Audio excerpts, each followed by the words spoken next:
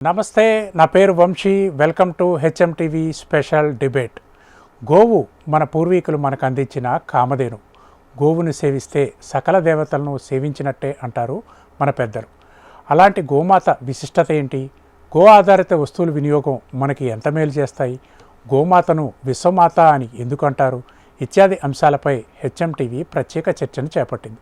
ఈ చర్చలో పాల్గొనేందుకు మనతో కొంతమంది ప్రముఖ అతిథులు ఉన్నారు. వారిని పరిచయం చేసుకొని ఈ కార్యక్రమంలోకి వెళ్దాం. ముందుగా టి యాదగిరిరావు గారు, విశ్వ హిందూ పరిషత్ దక్షిణ భారత గోరక్ష ప్రముఖ్. నమస్తే సార్ యాదగిరిరావు గారు. నమస్తే అండి. అలాగే నమస్కారం. బాలకృష్ణ గురుస్వామి, ఈయన గోరక్షక్, గోయాత్రికుడు, ప్రముఖ గురుస్వామి. ముఖ్యంగా ఈయన కాశ్మీర్ నుంచి కన్యాకుమారి దాకా గోమాతతో యాత్ర చేపట్టిన యాత్రికుడు ఈయన. ఇక కె రవీందర్ రెడ్డి, ఈయన తెలంగాణ ఆలయ పరిరక్షణ సమితి అధ్యక్షుడితో పాటు గో సంరక్షణ కోసం విశేష సేవ చేసిన గోరక్షక్ ఈయన. వీళ్ళంతా ఈ కార్యక్రమంలో పాల్గొనడానికి మనతో ఉన్నారు. ముందుగా యాదగిరిరావు గారితో మాట్లాడతాం. యాదగిరిరావు గారు, గోమాత మనకి ఎంతో పవిత్రమైంది. గోమాతను సేవించటం అనేది మనకు అనాదిగా వస్తున్న ఆచారం. గోమాతకు మన భారతీయులకు ఉన్న అనుబంధం ఎప్పటి నుంచి ఉంది, ఇప్పుడు ఎలా ఉంది? దీని గురించి మీరు వివరించండి. పెద్దలందరికీ నమస్కారం. ప్రేక్షకులందరికీ కనుమ పర్వదిన శుభాకాంక్షలు తెలియజేస్తున్నానండి. ముందుగా గావో విశ్వస్య మాతరః అని చెప్పి ఆర్యోక్తి. మొత్తం ప్రపంచానికి, విశ్వానికి తల్లి గోవు అని మన పెద్దలు చెప్పారు. అనాదిగా, అంటే సృష్టి ప్రారంభమైనప్పటి నుంచి గోవు ఉందండి. కృతయుగంలో క్షీరసాగర మథనం జరిగింది.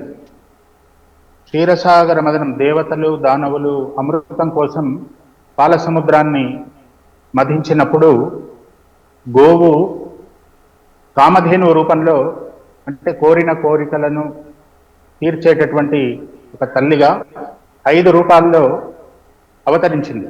అనేకం వచ్చినాయి. క్షీరసాగర మదన సందర్భంలో లక్ష్మీదేవి, చంద్రుడు, చిట్ట చివరికి అమృతం కూడా వచ్చింది. ఆ మధ్యలో గోవు కామధేను రూపంలో 5 రూపాలలో వచ్చిందండి. పరమాత్ముడు ఈ 5 కామధేనువులను అక్కడ ఉన్నటువంటి 5 మంది ఋషులకు ఇచ్చి కోరిన కోరికలు, మొత్తం మన కోరికలు తీర్చడమే కాకుండా విశ్వానికి రక్ష. ఇది పర్యావరణం, మానవాళి, 84 లక్షల జీవరాశులు, ఆరోగ్యము, అన్నింటి సకల కోరికలు తీర్చేటటువంటి అన్నింటికీ ఉపయోగపడేటటువంటి కామధేనువును మీరు జాగ్రత్తగా వీటిని పోషించి వీటి సంతతి వృద్ధి చేసి ప్రజలకు అందించండి. ఈ గోవు ఎన్ని రోజులు, ఎన్ని సంవత్సరాలు, ఎన్ని యుగాలు ఆనందంగా భూలోకంలో బ్రతుకుతూ ఉందో, జీవిస్తుందో, అప్పటి వరకు విశ్వం సుభిక్షంగా ఉంటుంది. కాబట్టి ఈ కర్తవ్యాన్ని మీరు తీసుకోండి అని చెప్పి 5 మంది ఋషులకు పరమాత్ముడు ఇవ్వటం జరుగుతుంది అనేటువంటిది మనకు ఉపనిషత్తులు చెప్తున్నాయి. ఆ తర్వాత 5 మంది ఋషులు వాటిని పోషించి పెంపొందించి ఇంకా అనేక మంది ఋషులకు ఇచ్చి వాటిని కోట్లాది గోసంతతిని వాళ్ళు రక్షించి కాపాడి సేవ చేసి మనకు అందించగలిగారు. విషయం గమనించాలి. ఇప్పుడు మనం ఎవరైతే ఋషులకు పరమాత్ముడు ఇచ్చాడో గోవులను కాపాడమని చెప్పి, అలాగా ఎంతమంది ఋషులు వాటిని కాపాడారో ఆ ఋషుల యొక్క సంతతి మనం. కాబట్టి ఆ ఋషుల పేర్లతోటి మనకు గోత్రాలు ఏర్పడ్డాయి. గోత్రము అంటే గోవును రక్షించే వాళ్ళము అని చెప్పి అర్థం. కాబట్టి కృతయుగంలో ఆ విధంగా కామధేను అవతరించడం జరిగింది. మీరు ధార్మిక పరంగా చెప్పమన్నారు కాబట్టి కృతయుగం తర్వాత త్రేతాయుగంలో రామాయణం జరిగింది. శ్రీరాముడి యొక్క చరిత్ర. గోమాత లేకపోతే శ్రీ రామాయణం లేదండి. రాముడి యొక్క పూర్వీకుడైనటువంటి దిలీప చక్రవర్తికి సంతానం లేదు. సంతానం లేకపోతే ఆయన వాళ్ళ యొక్క గురువు అయినటువంటి వశిష్ఠుడి దగ్గరికి వెళ్ళి, సంతానం లేదు, నాకు తరుణోపాయం చెప్పండి, నా వంశం ఇంతటితోటి ఆగిపోవాల్సిందేనా అని అడిగినప్పుడు, మీరు గోవును సేవించండి, గోవును సేవించినట్టయితే ఆ తల్లి యొక్క అనుగ్రహంతో మీకు సంతానం కలుగుతుంది. ఎప్పుడో మీరు తెలియకుండా గోవుకు అపరాధం చేసి ఉంటారు. కాబట్టి ఆ దోషాన్ని పోగొట్టుకోవడం కోసం మీరు గోవును సేవించండి అని చెప్పి తన ఆశ్రమంలో ఉన్నటువంటి గోవును ఆయనకు అందించి ఆశ్రమంలోనే 21 రోజులు దిలీప చక్రవర్తి తన భార్యతో కలిసి ఆశ్రమంలో గోసేవ చేసుకున్నటువంటి కారణం చేత ఆ తల్లి అనుగ్రహించి ఆయనకు సంతానాన్ని ప్రసాదిస్తుంది. ఆ విధంగా ఆ వంశంలో రఘువంశంలో రాముడు జన్మించి రామాయణం జరిగింది, ధర్మరక్షణ జరిగింది. మనము ద్వాపర యుగంలో చూసినట్టయితే శ్రీకృష్ణ పరమాత్ముడు, శ్రీకృష్ణుడి యొక్క అవతారము గోరక్షణ కొరకే. ధర్మరక్షణ అంటే ధర్మానికి గోవు అంటే ధర్మం అనేటువంటి అర్థం ఉంది. శ్రీకృష్ణుడి యొక్క అవతారం ధర్మరక్షణ కొరకు, గోరక్షణ కొరకే జరిగిందండి. శ్రీకృష్ణుడు చిన్న వయసులోనే గోవులను కాచినటువంటి విషయం మనకు తెలుసు. గోవులను కాచి ఆయన గోపాలకుడైనాడు, గోవులను రక్షించే గోవర్ధనుడైనాడు. గోవులకు తన ఆటపాటలతోటి వేణుగానంతో విందు చేసి ఆయన గోవిందుడైనాడు. అట్లాగా ద్వాపర యుగంలో శ్రీకృష్ణావతారం గోవుల కొరకే. అనేక అంశాలు మనం పాండవులు ఇది చూసినట్టయితే ధర్మరక్షణ కోసం అజ్ఞాతవాసం చేస్తున్నటువంటి పాండవులు మళ్ళీ ఒకసారి అజ్ఞాతవాసం చేయటానికి సిద్ధపడ్డారు. కోసం అంటే గోవులను రక్షించడం కోసం. విరాటరాజు దగ్గర కౌరవులు వచ్చి ఉత్తర గోగ్రహణం చేసేటప్పుడు ఈ గోవులను రక్షించాలని చెప్పి వాళ్ళు మరొక 12 ఏళ్ళు అరణ్యవాసం, మరొకసారి అజ్ఞాతవాసం సిద్ధపడ్డటువంటి కథ మనకు విరాట పర్వంలో మనకు లభ్యమవుతుంది. ఆ విధంగా యుగ యుగాల్లో కలియుగంలో కూడా వెంకటేశ్వర స్వామి తిరుమల మనం దర్శించుకుంటూ ఉంటాం. తిరుమల వెంకటేశ్వర స్వామి అవతారానికి కూడా గోవు, పుట్టలో ఉన్నటువంటి స్వామి బయటికి రావటం కోసం కారణం గోమాత. కాబట్టి ధార్మిక పరంగా అనేక అంశాలు గోవుతోటి ముడిపడి ఉన్నాయి. గోవు మనందరికీ మాత, మొత్తం విశ్వాన్ని రక్షించేటటువంటి తల్లి కనుకనే గోమాత గావో విశ్వస్య మాతరః అని చెప్పి మనం తల్లిని పూజిస్తుంటాం. అనేక విశేషతలు శాస్త్రీయపరమైనటువంటి, దేనికి ఇది అంటే శాస్త్రీయపరమైనటువంటి అనేక అంశాలు గోవుతో ముడిపడి ఉన్నాయి. గోవు అంటే, గోమాత అంటే కేవలం భారతీయ ఆవు మాత్రమే. ఇది మనం అందరూ గుర్తుపెట్టుకోవాలండి. భారతీయ ఆవు మాత్రమే ఆవు, అది మాత్రమే గోమాత.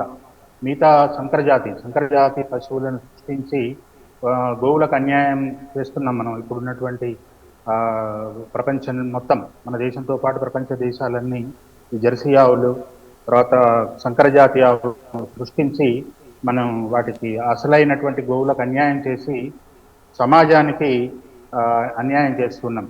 గోవు అంటే భారతీయ ఆవు. భారతీయ ఆవు యొక్క లక్షణం ఏంటి అంటే మూత్రం ఉంటుందండి. వీపు పైన ఇలాగా ఎత్తుగా మూత్రం ఉంటుంది, విశాలమైనటువంటి గంగడోలు ఉంటుంది. ఈ రెండు బాగా గుర్తుపెట్టుకోవాలి. విశాలమైనటువంటి వీపు ఉంటుంది.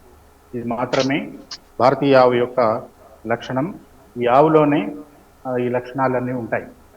ఆవు మనకు కారణం ఏంటి, ఇన్ని విశేషతలు ఉండేటువంటి సైంటిఫికల్గా కూడా అంటే అప్పుడు ఋషులు వాళ్ళ దివ్య దృష్టితోటి వాళ్ళ యొక్క చూసి దీంట్లో చాలా విశిష్టత ఉంది, సైంటిఫికల్గా మనకు సమస్త విశ్వాన్ని కాపాడేటటువంటి లక్షణాలు దీంట్లో ఉన్నాయని చెప్పి వాళ్ళు దివ్య దృష్టితో చూశారు. ఆధునిక కాలంలో ఇప్పుడు కూడా మనం ల్యాబొరేటరీలలో అనేక పరిశోధనలు చేసి శాస్త్రీయత అంటే గోవులో ఉన్నటువంటి ఎందుకు ఈ విశిష్టత, పూర్వీకులు ఎందుకు చెప్పారు అనేటటువంటి అనేక పరిశోధనలు చేసి అనేక విషయాలను కనుక్కుంటున్నారు. ఇందాక నేను చెప్పినట్టు ఆ గోవు యొక్క మూపురం లోపలి భాగంలో, మూపురం కింద సూర్యకేతు నాడి అనేటటువంటి ఒక విశిష్టమైనటువంటి వ్యవస్థ భగవంతుడు ఆ తల్లికి ప్రసాదించాడండి. మనందరం జీవించాలి అనంటే మనకు సూర్యశక్తి అవసరం. సూర్యుడు ఒక నిమిషం, ఒక సెకండ్ నేను రెస్ట్ తీసుకుంటా, పక్కకి వెళ్ళిపోతానంటే మొత్తం అంతమైపోతుంది, మొత్తం సృష్టి అంతమైపోతుంది. అంత పవర్ఫుల్ సూర్య యొక్క శక్తి. కాబట్టి సూర్యుని యొక్క శక్తిని ఆ సూర్యకేతు నాడిలో గోమాత నిక్షిప్తం చేసుకుంటుంది. మనకు ఎవరికి, మిగతా ఎవరికి మనకు లేదు. మనం సూర్యశక్తిని తీసుకుంటాం, ఏదో రూపంలో బయటికి వదిలిపెడుతూ ఉంటాం. కానీ ఆ తల్లి మాత్రం సూర్యకేతు నాడి ద్వారా శక్తిని నిక్షిప్తం చేసుకున్నటువంటి కారణం చేత ఆమె తీసుకున్నటువంటి ఆహారం, మనం గడ్డి, పండ్లు ఏవో పెడుతుంటాము, అవి తిన్నటువంటి ఆహారము విసర్జించినప్పుడు అది అమృతతుల్యమై బయటకు వస్తుందండి. గోమయం, గోమూత్రం, ఆవు పాలు, ఈ మూడింటిని ఆ తల్లి విసర్జిస్తూ ఉంటుంది. ఈ మూడు అమృతతుల్యం అంటే మెడికేటెడ్ అయ్యి బయటికి వస్తుంది. ఇది ఋషులు అప్పుడు కనిపెట్టారు. ఇప్పుడు ఆధునిక శాస్త్రవేత్తలు వాటి మీద పరిశోధన చేసి ఇది వాస్తవమని తేల్చారు. అనేక ప్రయోజనాలు గోమూత్రం, గోమయం, ఆవు పాలు, వీటితో పాటు ఆవు పాలతోటి పెరుగు, నెయ్యి తయారు చేసి ఈ ఐదింటిని కలిపి అంటే గోమూత్రం, గోమయం, తర్వాత ఆవు పాలు, ఆవు పెరుగు, ఆవు నెయ్యి, ఈ ఐదింటిని కలిపి పంచగవ్యాలు అని చెప్పి మనం అంటాం. ఈ పంచగవ్యాల సేవనం ద్వారా సమాజం ఆరోగ్యకరంగా ఉంటూ ఉండటం అనేటువంటిది మనం చూస్తున్నాం. వీటి మీద పరిశోధనలు జరిగాయి, పరిశోధనలు జరుగుతూ ఉన్నాయి. ఆధునిక కాలంలో శాస్త్రబద్ధంగా కూడా వీటిల్లో అనేక గుణాలు ఉన్నాయని చెప్పి తెలియచేశారు. గోమూత్రానికి 5 రకాలైనటువంటి పేటెంట్లు మనం సాధించగలిగామండి. నాగపూర్లో మనకు కేంద్రం ఉంది, భారతీయ గో విజ్ఞాన అనుసంధాన కేంద్రం అని చెప్పి కేంద్రం గత 40 సంవత్సరాల నుంచి పంచగవ్యాల మీద, గోవు మీద పరిశోధనలు చేస్తున్నారు శాస్త్రవేత్తలు. అక్కడ రకాలైనటువంటి పేటెంట్లు మనం గోమూత్రం మీద సాధించుకోగలిగాం. అద్భుతంగా వివరించారు యాదగిరిరావు గారు.